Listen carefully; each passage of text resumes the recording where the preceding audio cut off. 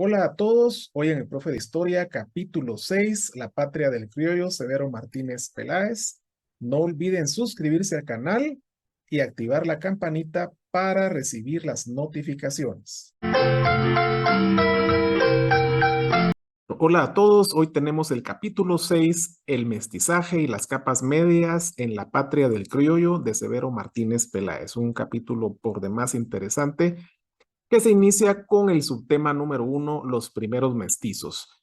Acá lo que Severo Martínez nos plantea es que una vez estaba consolidado el modelo de españoles y criollos frente a los indígenas, estos grupos, aparece un tercer grupo que serían las capas medias, que se desarrollan justamente en medio de estos grupos dominantes, es decir, españoles y criollos y la gran mayoría indígena.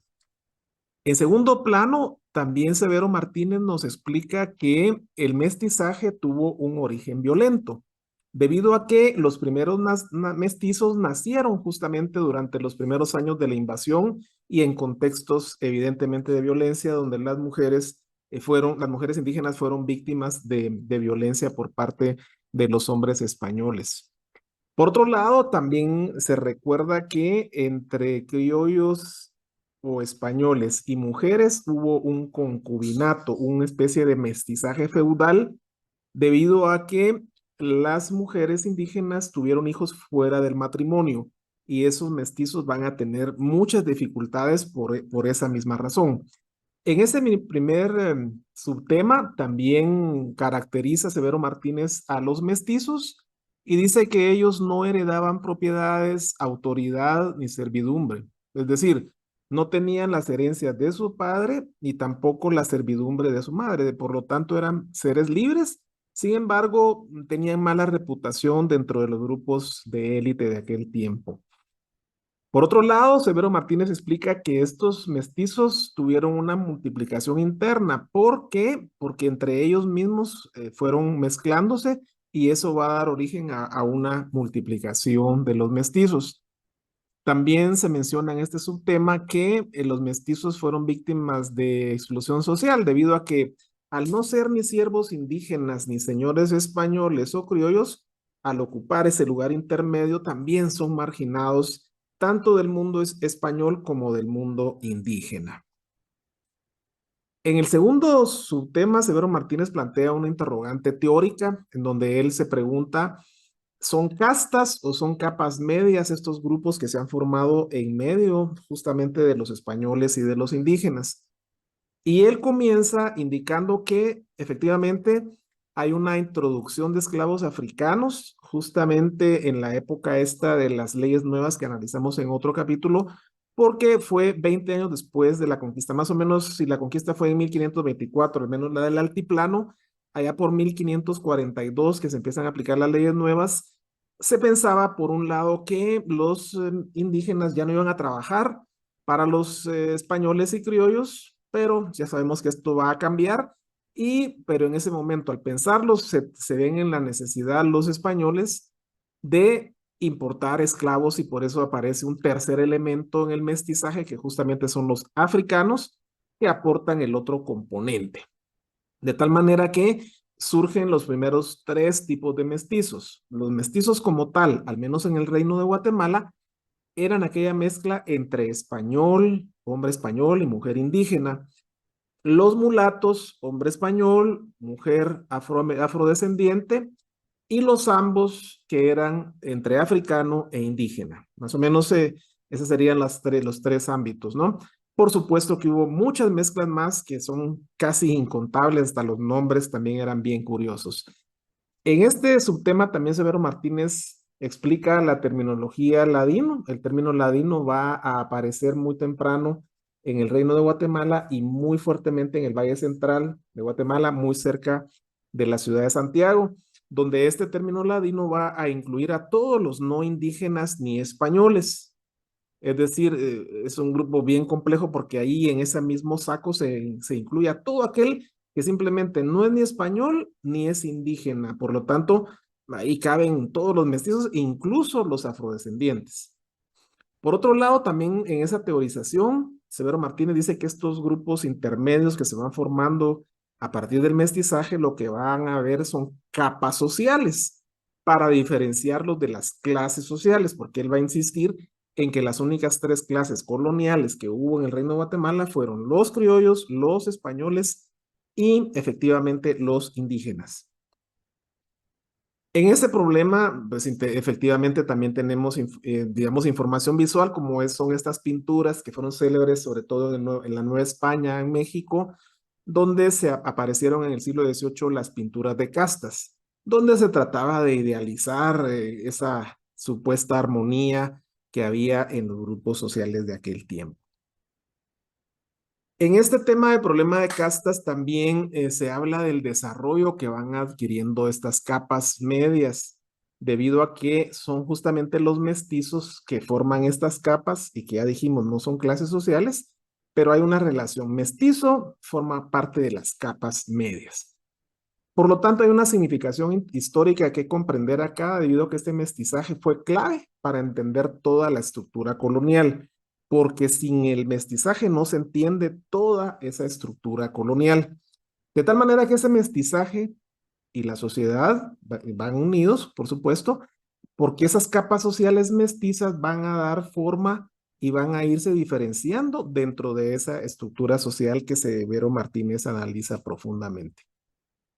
En el subtema 3, que él titula Los esclavos negros, aquí también hay que hacer una salvedad con el uso de la terminología. Severo Martínez utiliza el término negro, al igual que aparece en la documentación que él investigó, al igual que se usaba en la época colonial. Por lo tanto, es muy importante hacer esa acepción, esa aclaración. De tal manera que estos africanos, como entran en calidad de esclavos, van a tener condiciones bastante desfavorables, situaciones similares o incluso peores que los indígenas siervos, al menos al principio de su llegada. La importación y venta de esclavos africanos, como era realmente una mercancía que era parte de ese mercado triangular que había en aquel tiempo entre Europa, África y América, va a tener como consecuencia que ya inmediatamente, después de las leyes nuevas en 1543, la misma corona española está promoviendo que se vengan esclavos africanos al reino de Guatemala. Estos esclavos, debido a los malos tratos que están recibiendo, se resisten y provocan rebeliones.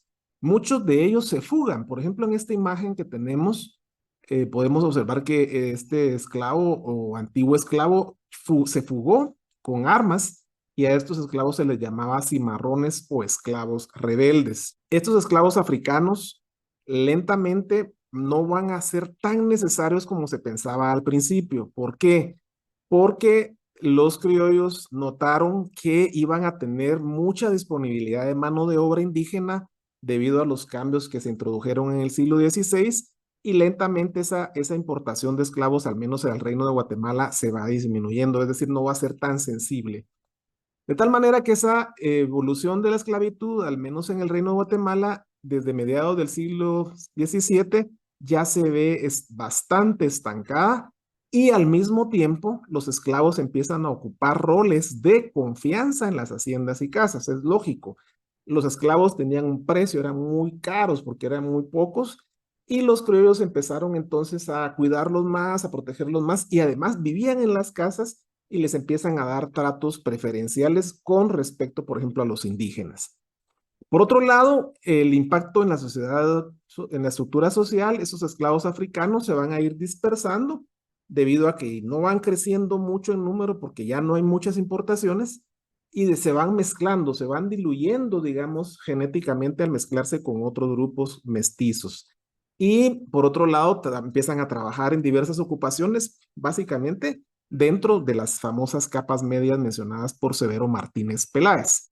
En el subtema 4, propagación de mestizos, Severo Martínez Peláez comienza explicando que desde principios del siglo XVII, a partir de las fuentes consultadas, se observa un aumento significativo del número de mestizos. De igual manera, explica que para entonces ya hay una distinción entre diversos tipos de mestizos con nombres específicos, por ejemplo, mestizos como tal, mulatos, ambos, y una gran variedad de nombres que existían en aquel tiempo. De igual manera, se habla de las condiciones de vida de los ladinos pobres. que los equipara a condiciones bastante precarias como la de los indígenas, pero con la ventaja de tener un poco más de libertad que los propios indígenas.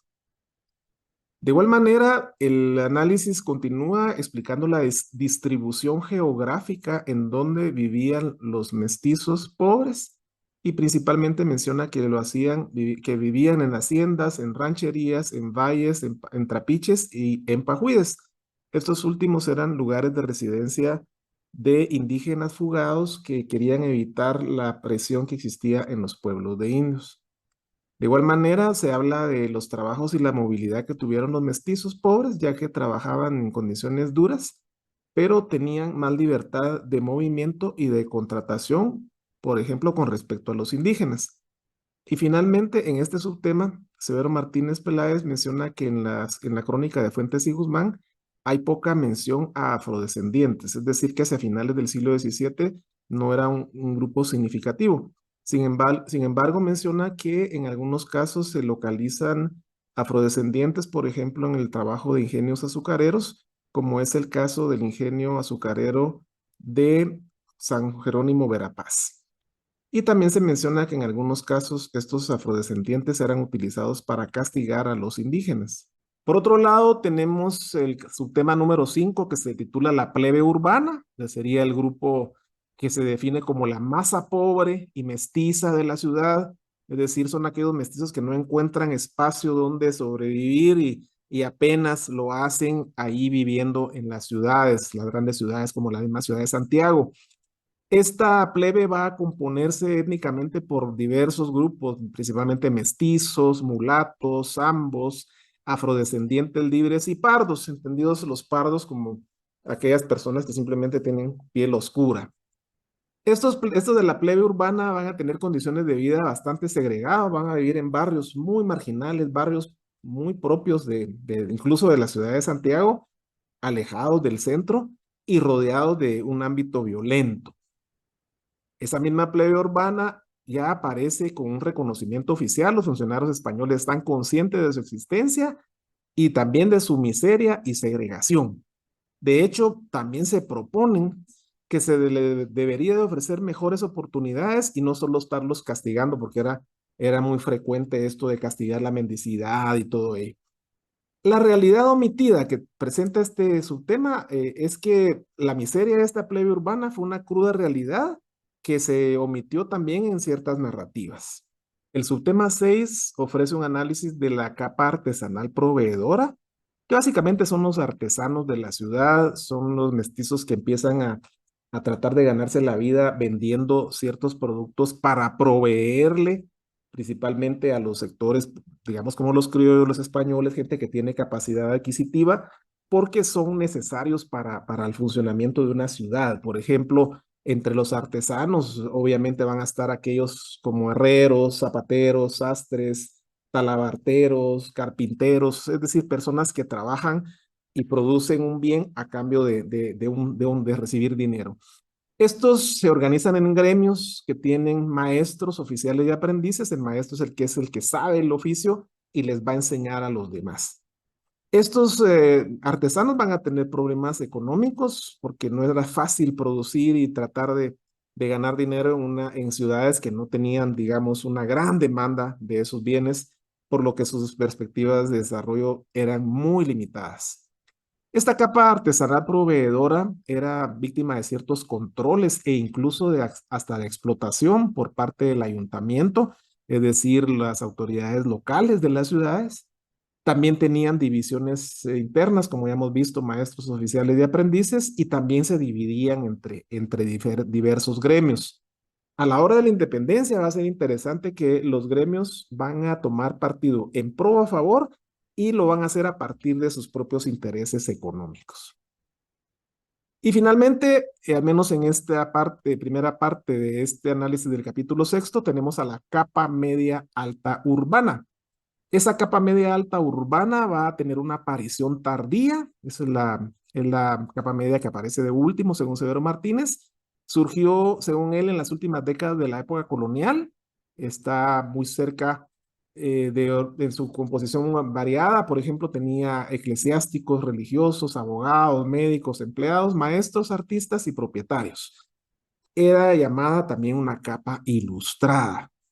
Estos de la capa media alta urbana vivían, por supuesto, bastante bien, con cierto nivel de bienestar. Son víctimas de cierto bloqueo por parte de las élites coloniales que impiden su desarrollo económico y esto les genera una predisposición revolucionaria. Están interesados en promover cambios y por eso es que en algún momento dado, esta gente de las capas medias se va a aliar con los criollos cuando quieren luchar contra la burocracia española. Ya vemos esto, el proceso de independencia. Por lo tanto, durante el proceso de independencia van a tener un papel decisivo porque van a tratar de promover una independencia con cambios, aunque no lo van a lograr como se va a ver más adelante, y también van a estar presentes en las luchas de la construcción de la República Federal de Centroamérica. Y finalmente, el ejemplo histórico más interesante de su participación, bueno, son dos, sería la participación en la Conjura de Belén de 1803 en movimiento preindependentista y el hecho de que finalmente esta capa urbana logra tomar el control del poder en el estado ya de Guatemala en 1871. Muchas gracias.